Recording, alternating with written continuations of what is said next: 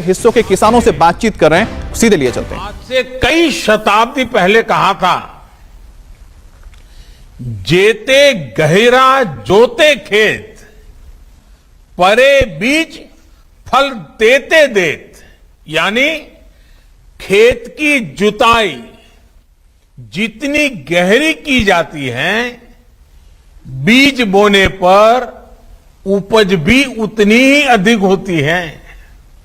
ये कहावतें भारत की कृषि के सैकड़ों साल पुराने अनुभवों के बाद बनी है। ये बताती हैं कि भारतीय कृषि हमेशा से कितनी वैज्ञानिक रही है। कृषि और विज्ञान के इस तालमेल का निरंतर बढ़ते रहना 21वीं सदी के भारत के लिए बहुत जरूरी है। आज इसी से जुड़ा एक और अहम कदम उठाया जा रहा है। हमारे देश के आधुनिक सोच वाले किसानों को ये समर्पित की जा रहा है और छोटे छोटे किसानों की जिंदगी में बदलाव की आशा के साथ ये बहुत बड़ी सौगात आज मैं मेरे देश के कोटि कोटि किसानों के चरणों में समर्पित कर रहा हूं। अलग अलग फसलों की 35 नई वैरायटीज आज जारी हुई हैं। आज रायपुर में national institute of biotic stress management का लोकार्पण भी हुआ है। 4 एग्रीकल्चर यूनिवर्सिटीज को ग्रीन कैंपस अवार्ड भी दिए गए हैं। मैं आप सभी को, देश के किसानों को, कृषि वैज्ञानिकों को बहुत बहुत बधाई देता हूं। साथियों, बीते 6-7 सालों में साइंस और टेक्नोलॉजी को खेती से जुड़ी चुनौतियों के समाधान के लिए प्राथमिकता के आधार पर उपयोग किया जा रहा है। विशेष रूप से बदलते हुए मौसम में नई परिस्थितियों के अनुकूल अधिक पोषण युक्त बीजों, इस पर हमारा फोकस बहुत अधिक है। हाल के वर्षों में अलग अलग फसलों की ऐसी 1300 से अधिक सीड वैरायटी, बीज की विविधताएं तैयार की गई हैं। इसी श्रृंखला में आज 35 और क्रॉप वैरायटीज देश के किसानों के चरणों में समर्पित की जा रही है। ये क्रॉप वैरायटीज, ये बीज जलवायु परिवर्तन के प्रभाव से खेती की सुरक्षा करने और कुपोषण मुक्त भारत के अभियान में बहुत सहायक होने वाला ये हमारे वैज्ञानिकों की खोज का परिणाम है। ये नई वैरायटीज मौसम की कई तरह की चुनौतियों से निपटने में सक्षम तो है ही, इनमें पौष्टिक तत्व भी ज्यादा है। इनमें से कुछ वैरायटी कम पानी वाले क्षेत्रों के लिए हैं, कुछ क्रॉप गंभीर रोगों से सुरक्षित है, कुछ जल्दी तैयार हो जाने वाली है, कुछ खारे पानी में भी हो सकती है। यानी देश की अलग अलग परिस्थितियों को ध्यान में रखते हुए इन्हें तैयार किया गया है। छत्तीसगढ़ के national institute of biotic stress management के तौर पर देश को एक नया वैज्ञानिक काम के लिए राष्ट्रीय संस्थान मिला है। ये संस्थान मौसम और अन्य परिस्थितियों के बदलाव से पैदा हुई चुनौतियां, बायोटिक स्ट्रेस, इससे निपटने में देश के प्रयासों को वैज्ञानिक मार्गदर्शन मिलेगा, वैज्ञानिक सहायताएं मिलेगी और वो बहुत बल देगा। यहां से जो मैन पावर ट्रेन होगा, जो हमारा युवा धन तैयार होगा, वैज्ञानिक मन मस्तिष्क के साथ जो हमारा वैज्ञानिक तैयार होगा, जो यहां पर समाधान तैयार होंगे, जो सॉल्यूशन निकलेंगे, वो देश की कृषि और किसानों की आय बढ़ाने में कारगर सिद्ध होंगे। साथियों, हम सभी जानते हैं कि हमारे देश में फसलों का कितना बड़ा हिस्सा कीड़ों की वजह से बर्बाद हो जाता है। इससे किसानों का भी बहुत नुकसान होता है। पिछले वर्ष ही कोरोना से लड़ाई के बीच में हमने देखा है कि कैसे टिड्डी दल ने भी अनेक राज्यों में बड़ा हमला कर दिया था। भारत ने बहुत प्रयास करके तब इस हमले को रोका था। किसानों का ज्यादा नुकसान होने से बचाने का भरपूर प्रयास किया गया था। मैं समझता हूं कि इस नए संस्थान पर बहुत बड़ा दायित्व है और मुझे विश्वास है कि यहां काम करने वाले वैज्ञानिक देश की उम्मीदों पर खरा उतरेंगे। साथियों, खेती किसानी को जब संरक्षण मिलता है, सुरक्षा कवच मिलता है, तो उसका और तेजी से विकास होता है। किसानों की जमीन को सुरक्षा देने के लिए उन्हें अलग अलग चरणों में 11 करोड़ सॉइल हेल्थ कार्ड दिए गए हैं। इसकी वजह से किसानों को अपनी जो जमीन है उसकी क्या मर्यादाएं हैं, उस जमीन की क्या शक्ति है, किस प्रकार के बीज बोने से, किस प्रकार की फसल बोने से अधिक लाभ होता है, दवाइयां कौन सी जरूरी पड़ेगी, फर्टिलाइजर कौन सा जरूरी पड़ेगा, ये सारी चीजें उस सॉइल हेल्थ कार्ड के कारण, जमीन की सेहत का पता चलने के कारण, कि इसकी वजह से किसानों को बहुत लाभ हुआ है, उनका खर्चा भी कम हुआ है और उपज भी बढ़ी है। उसी प्रकार से यूरिया की 100% से 100% नीम कोटिंग करके हमने खाद को लेकर होने वाली चिंता को भी दूर किया। किसानों को पानी की सुरक्षा देने के लिए हमने सिंचाई परियोजनाएं शुरू की। दशकों से लटकी करीब करीब 100 सिंचाई परियोजनाओं को पूरा करने का अभियान चलाया। बहुत बड़ी मात्रा में बजट लगा दिया इसके लिए।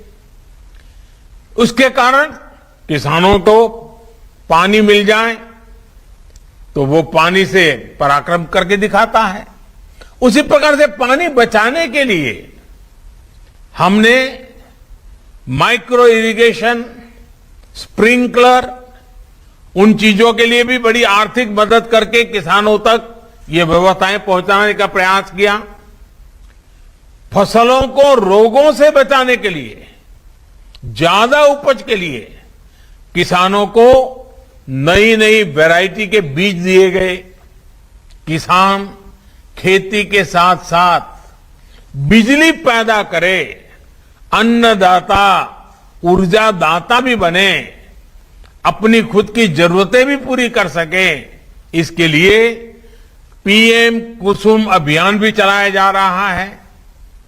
लाखों किसानों को सोलर पंप भी दिए गए हैं।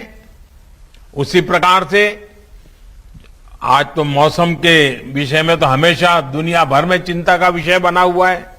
अभी हमारे छत्तीसगढ़ के मुख्यमंत्री जी भी कितने प्रकार की प्राकृतिक आपदाएं आती हैं, क्लाइमेट चेंज के कारण क्या क्या मुसीबत आती है, बड़ा बड़े अच्छे ढंग से उन्होंने वर्णन किया। अब आप जानते हैं ओलावृष्टि और मौसम की मार से किसानों को सुरक्षा देने के लिए हमने कई चीजों में परिवर्तन किए। पहले के सारे नियमों में बदलाव लाए ताकि किसान को सर्वाधिक लाभ हो, इस नुकसान के समय उसको दिक्कत ना आए, ये सारे परिवर्तन किए। पीएम फसल बीमा योजना, इससे भी किसानों को बहुत लाभ हो और सुरक्षा मिले, इसकी चिंता की। इस परिवर्तन के बाद किसानों को करीब करीब ये जो प्रधानमंत्री फसल बीमा योजना में जो परिवर्तन लाए, उसके कारण किसानों को करीब करीब 1 लाख करोड़ रुपए की क्लेम राशि का भुगतान किया गया है। ये 1 लाख करोड़ रुपया इस संकट की घड़ी में किसान के जेब में गया है। साथियों, एमएसपी में बढ़ोतरी के साथ साथ हमने खरीद प्रक्रिया में भी सुधार किया ताकि अधिक से अधिक किसानों को इसका लाभ मिल सके। रबी सीजन में 430 लाख मैट्रिक टन से ज्यादा गेहूं खरीदा गया। इसके लिए किसानों को 85,000 करोड़ से अधिक का भुगतान किया गया है। कोविड के दौरान गेहूं खरीद केंद्रों की संख्या 3 गुना तक बढ़ाई है। साथ ही दलहन, तिलहन, इन खरीद केंद्रों की संख्या भी 3 गुना बढ़ाई गई है। किसानों की छोटी छोटी जरूरतों को पूरा करने के लिए किसान सम्मान निधि के तहत 11 करोड़ से अधिक हमारे हर किसान को, और उसमें ज्यादातर छोटे किसान हैं, 10 में से 8 किसान हमारे देश में छोटे किसान हैं, बहुत छोटे छोटे जमीन के टुकड़े पर पल रहे हैं। ऐसे किसानों को करीब करीब 1.5 लाख करोड़ से भी ज्यादा रुपए सीधे उनके बैंक अकाउंट के पास भेजे गए हैं। इसमें से 1 लाख करोड़ रुपए से अधिक राशि तो इसी कोरोना काल में भेजी गई है।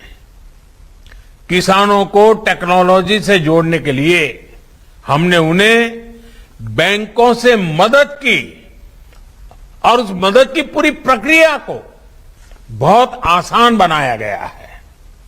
आज किसानों को और बेहतर तरीके से मौसम की जानकारी मिल रही है। हाल ही में अभियान चलाकर 2 करोड़ से ज्यादा किसानों को किसान क्रेडिट कार्ड दिए गए हैं।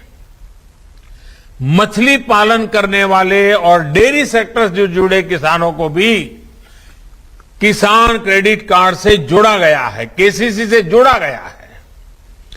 10,000 से ज्यादा किसान उत्पादक संगठन हो, ई नाम योजना के तहत ज्यादा से ज्यादा कृषि मंडियों को जोड़ना हो, मौजूदा कृषि मंडियों का आधुनिकीकरण हो, ये सारे कार्य तेज गति से किए जा रहे हैं।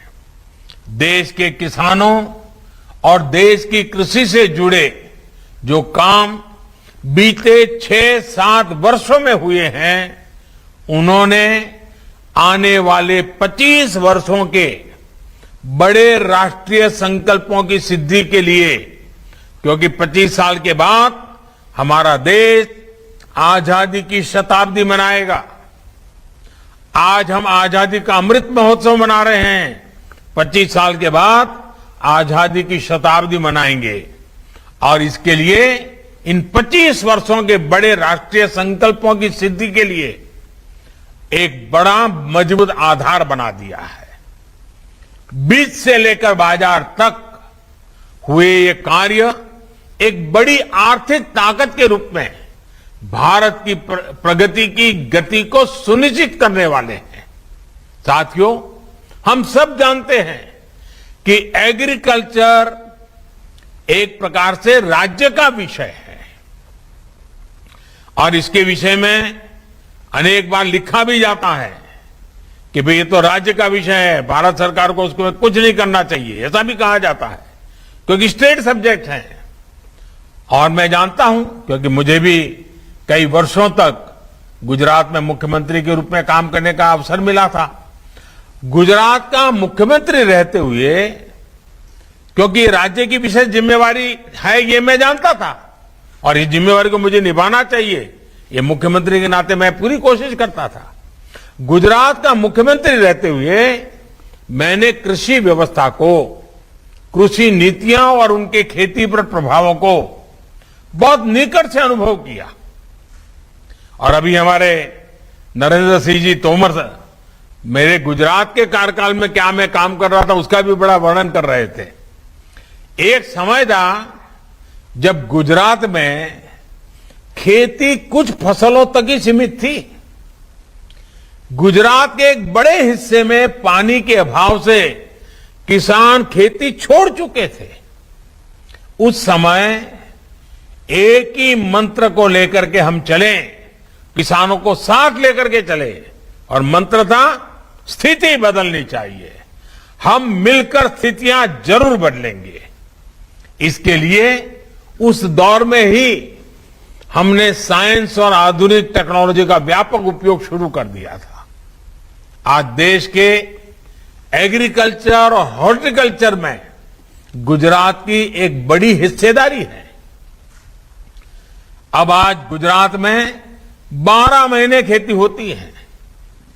कच्छ जैसे क्षेत्र में भी आज वो फल सब्जियां पैदा होती हैं जिनके बारे में कभी सोच नहीं सकते थे। आज कच्छ का रेगिस्तान में से वहां की कृषि पैदावार विदेशों में एक्सपोर्ट होना शुरू हुआ है। भाइयों बहनों, सिर्फ पैदावार पर ही फोकस नहीं किया गया बल्कि पूरे गुजरात में कोल्ड चेन का एक बहुत बड़ा नेटवर्क तैयार किया गया। ऐसे अनेक प्रयासों से खेती का दायरा तो बढ़ा ही, साथ ही खेती से जुड़े उद्योग और रोजगार भी बड़ी मात्रा में तैयार हुए हैं। और क्योंकि एक मुख्यमंत्री के नाते राज्य सरकार की सारी जिम्मेवारी होती है, तो मुझे वो समय इन सारे कामों करने का अच्छा सा अवसर भी मिला और मैंने पूरी मेहनत भी की। भाइयों और बहनों, खेती में हुए ऐसे ही आधुनिक परिवर्तनों को आजादी के इस अमृत काल में और विस्तार देने की जरूरत है। जलवायु परिवर्तन खेती ही नहीं बल्कि हमारे पूरे इकोसिस्टम के लिए बहुत बड़ी चुनौती है। मौसम में बदलाव से हमारा मत्स्य उत्पादन, पशुओं का स्वास्थ्य और उत्पादकता बहुत अधिक प्रभावित होती है। इसका नुकसान किसानों को, मछुआरे साथियों को उठाना पड़ता है। जलवायु परिवर्तन के कारण जो नए प्रकार के कीट, नई बीमारियां, महामारियां आ रही हैं, इससे इंसान और पशुधन के स्वास्थ्य पर भी बहुत बड़ा संकट आ रहा है और फसलें भी प्रभावित हो रही हैं। इन पहलुओं पर गहन रिसर्च निरंतर जरूरी है। जब साइंस, सरकार और सोसाइटी मिलकर काम करेंगे तो उसके नतीजे और बेहतर आएंगे। किसानों और वैज्ञानिकों का ऐसा गठजोड़ नई चुनौतियों से निपटने में देश की ताकत बढ़ाएगा।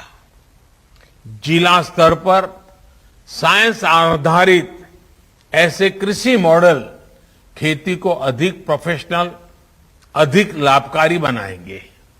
आज जलवायु परिवर्तन से बचाव करने वाली तकनीक और प्रक्रियाओं को प्रोत्साहित करने के लिए जो अभियान आज लॉन्च किया गया है, उसके मूल में भी यही भावना है।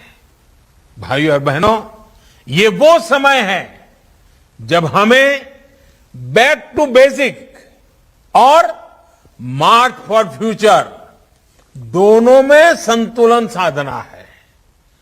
जब मैं बैक टू बेसिक कहता हूं तब मेरा आशय हमारी पारंपरिक कृषि की उस ताकत से है जिसमें आज की अधिकतर चुनौतियों से जुड़ा सुरक्षा कवच था।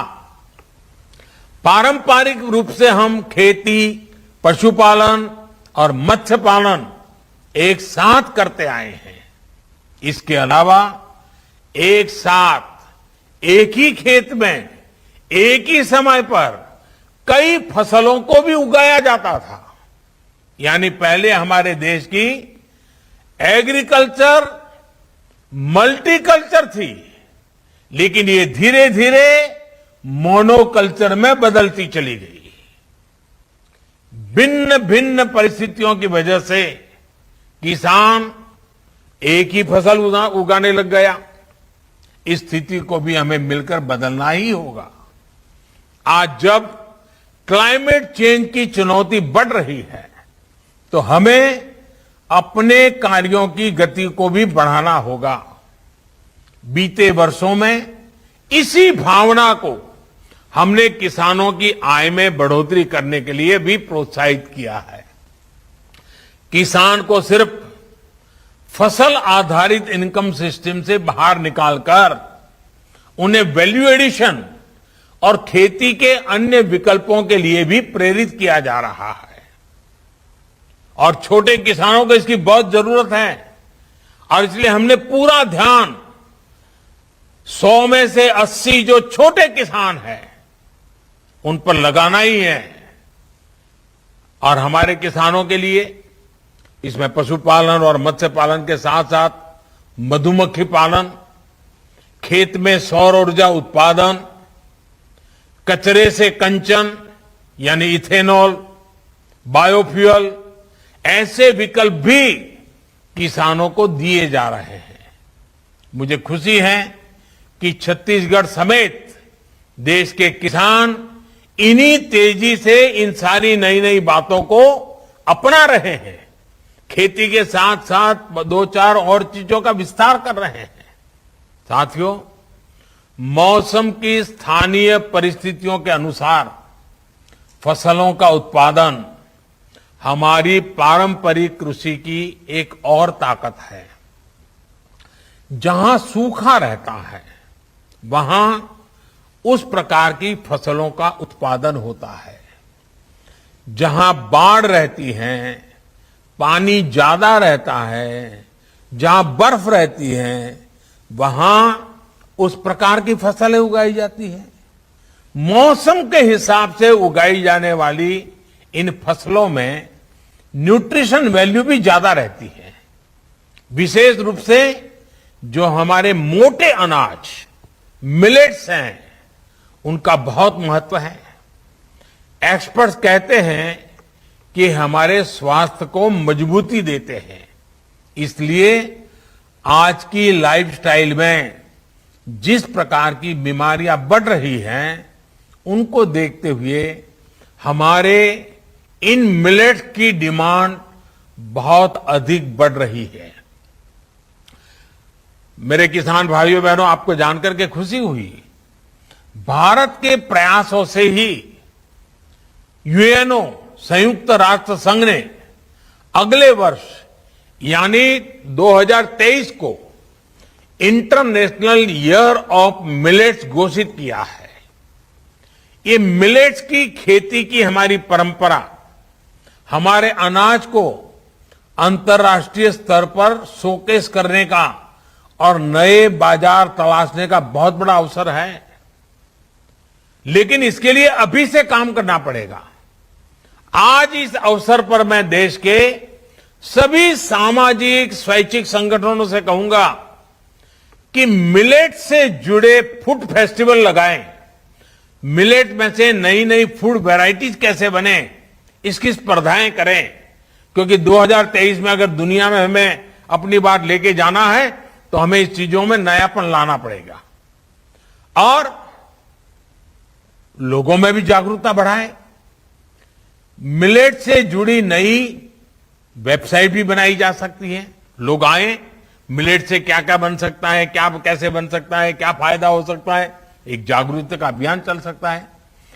मैं मानता हूं कि इसके फायदे क्या होते हैं, इससे जुड़ी रोचक जानकारी हम इस वेबसाइट पर रख सकते हैं ताकि लोग उसके साथ जुड़ सकते हैं। मैं तो सभी राज्यों से भी आग्रह करूंगा कि आपका राज्य का एग्रीकल्चर डिपार्टमेंट, आपकी एग्रीकल्चर यूनिवर्सिटीज, आपके साइंटिस्ट और प्रोग्रेसिव किसान, इनमें से कोई टास्क फोर्स बनाइए और 2023 में जब विश्व मिलेट ईयर मनाता होगा तब भारत को उसे कैसे योगदान करे, भारत कैसे लीड करे, भारत के किसान उसमें कैसे फायदा उठाएं, अभी से उसकी तैयारी करनी चाहिए। साथियों, साइंस और रिसर्च के समाधानों से अब मिलेट्स और अन्य अनाजों को और विकसित करना बहुत जरूरी है। मकसद ये कि देश के अलग अलग हिस्सों में अलग अलग जरूरतों के हिसाब से उन्हें उगाया जा सके।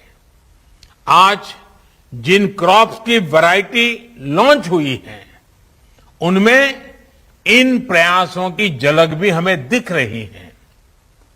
मुझे ये भी बताया गया है कि इस समय देश में 150 से अधिक क्लस्टर्स में वहां की परिस्थितियों के मुताबिक कृषि तकनीकों पर प्रयोग चल रहे हैं।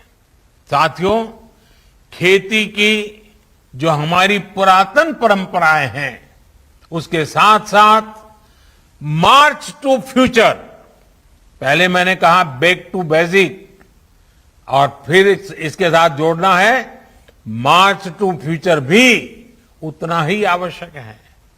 फ्यूचर की जब हम बात करते हैं तो उसके मूल में आधुनिक टेक्नोलॉजी है, खेती के नए औजार है, आधुनिक कृषि मशीनों और उपकरणों को बढ़ावा देने का प्रयासों का परिणाम आज दिख रहा है।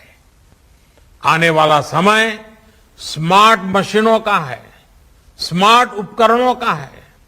देश में पहली बार गांव की प्रॉपर्टी के दस्तावेज तैयार करने में ड्रोन की भूमिका हम देख रहे हैं।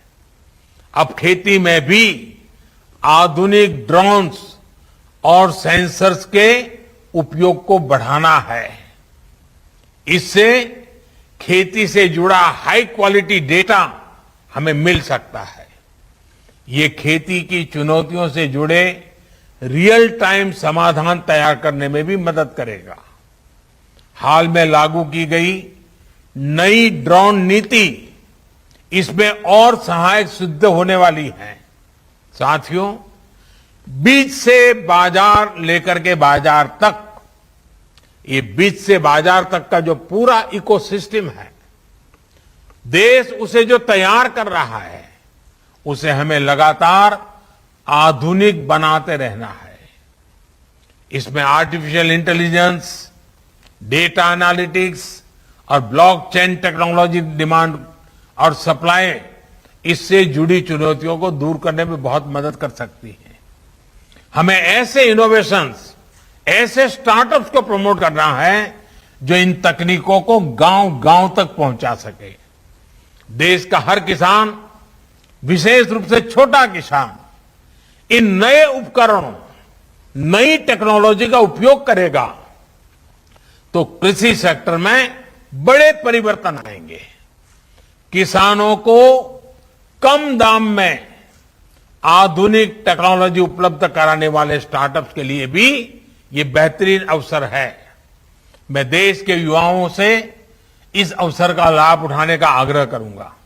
साथियों, आजादी के इस अमृत काल में हमें कृषि से जुड़े आधुनिक विज्ञान को गांव-गांव, घर-घर तक पहुंचाना है। नई राष्ट्रीय शिक्षा नीति में इसके लिए कुछ बड़े कदम उठाए गए हैं।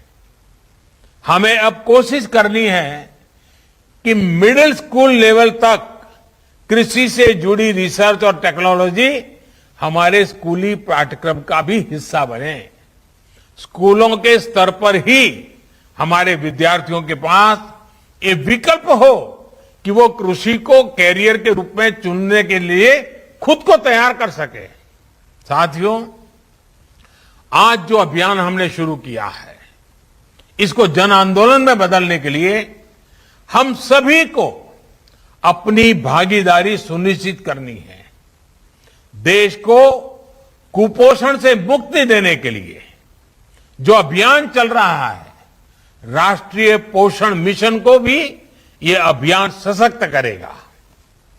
अब तो सरकार ने यह भी फैसला लिया है कि सरकारी योजना के तहत गरीबों को स्कूलों में बच्चों को फोर्टिफाइड चावल ही दिया जाएगा। हाल में ही मैंने अपने ओलंपिक चैंपियन से कुपोषण को लेकर जागरूकता बढ़ाने के लिए हर एक खिलाड़ी से मैंने आग्रह किया था कि आप कम से कम आने वाले 1-2 साल में कम से कम 75 स्कूलों में जाने का आग्रह रखें। वहां विद्यार्थियों से पोषण के संबंध में बातें करें, खेलकूद के संबंध में बातें करें, फिजिकल एक्सरसाइज के संबंध में बातें करें। आज मैं सभी शिक्षाविदों, सभी कृषि वैज्ञानिकों, सभी संस्थानों को कहूंगा कि आप भी आजादी के अमृत महोत्सव के लिए अपने लक्ष्य तय करें। 75 दिन का अभियान उठा लें, कोई 75 गांवों को गोद लेकर के परिवर्तन का अभियान उठा ले, 75 स्कूलों को जागरूक करके हर एक स्कूल को कोई काम में लगा दे। ऐसा एक अभियान अगर देश के हर जिले में अपने स्तर पर भी और संस्थानों के स्तर पर भी चलाया जा सकता है। इसमें नई फसलों, फोर्टिफाइड बीजों, जलवायु परिवर्तन से बचाव को लेकर किसानों को जानकारी दी जा सकती है। मुझे विश्वास है कि हम सबका प्रयास, ये सबका प्रयास बहुत महत्वपूर्ण है। हम सबका प्रयास मौसम के बदलाव से देश की खेती को बचाएगा, किसान की समृद्धि और देश के स्वास्थ्य की सुरक्षा भी सुनिश्चित करेगा। एक बार फिर सभी किसान साथियों को नई क्रॉप वैरायटी और नए राष्ट्रीय रिसर्च संस्थान के लिए मेरी तरफ से बहुत बहुत बधाई। फिर से एक बार जिन यूनिवर्सिटियों ने आज पुरस्कार प्राप्त किया है, उन यूनिवर्सिटीज के सभी विद्यार्थियों को, वहां की फैकल्टीज को, वहां के वाइस चांसलर को, उन सबको भी मेरी तरफ से बहुत बहुत बधाई। वैज्ञानिक साथियों को अनेक अनेक शुभकामनाएं, ताकि वैज्ञानिक व्यवस्था ही, वैज्ञानिक मन ही, वैज्ञानिक तरीका ही चुनौतियों से मुक्ति पाने के उत्तम रास्ते दे सकता है। उन सबको मेरी तरफ